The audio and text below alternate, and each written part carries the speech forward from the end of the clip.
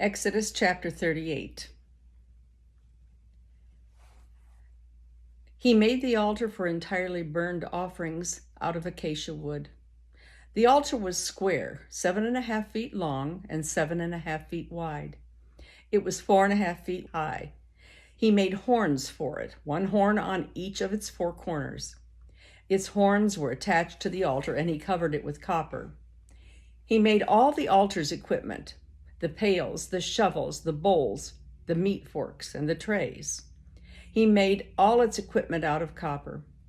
He made a grate for the altar of copper mesh underneath its bottom edge and extending halfway up to the middle of the altar.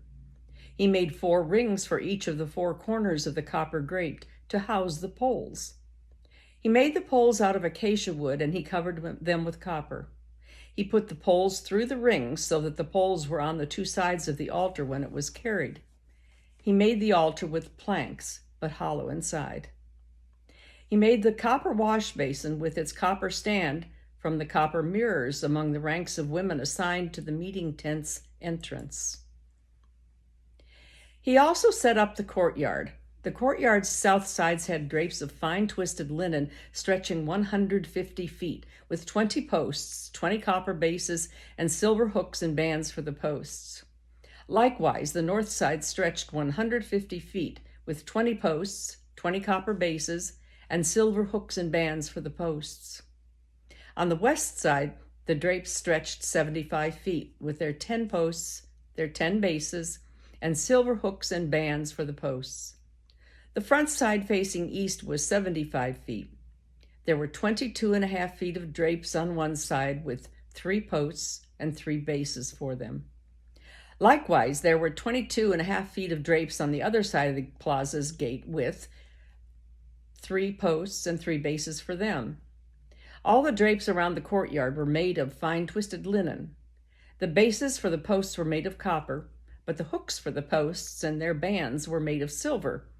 The tops of the posts were covered with silver, and all the posts surrounding the courtyard had silver bands.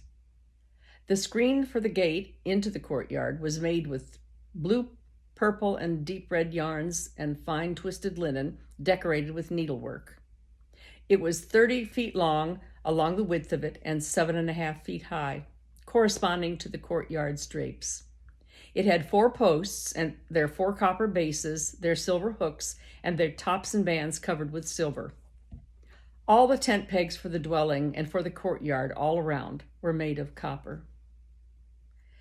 These are the accounts of the dwelling, the covenant dwelling, that were recorded at Moses' instructions. They are the work of the Levites, under the direction of Ithamar, Aaron, the priest's son. Bezalel, Uri's son, and Hur's grandson from the tribe of Judah, made everything that the Lord had commanded Moses to make. Working with Bezalel was Oholiab, the son from the tribe of Dan, who was a gem cutter, a designer, and a needleworker in blue, purple, and deep red yarns and in fine linen.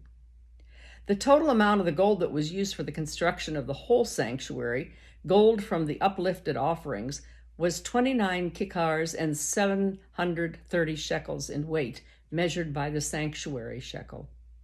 The silver from the community census totaled 100 kikars and 1,775 shekels in weight, measured by the sanctuary shekel. They gave a beka per person, that is, half a shekel, measured by the sanctuary shekel, for everyone who was counted in the census 20 years old and above, 603,550 men. 100 kikars of silver were used to cast the bases for the sanctuary and the bases for the veil. 100 bases from 100 kikars of silver, 1 kikar for every base. He used 1,775 shekels of silver to make the hooks for the posts, cover their tops, and make bands for them. The amount of copper from the uplifted offering was 75 kikars and 2,400 shekels in weight.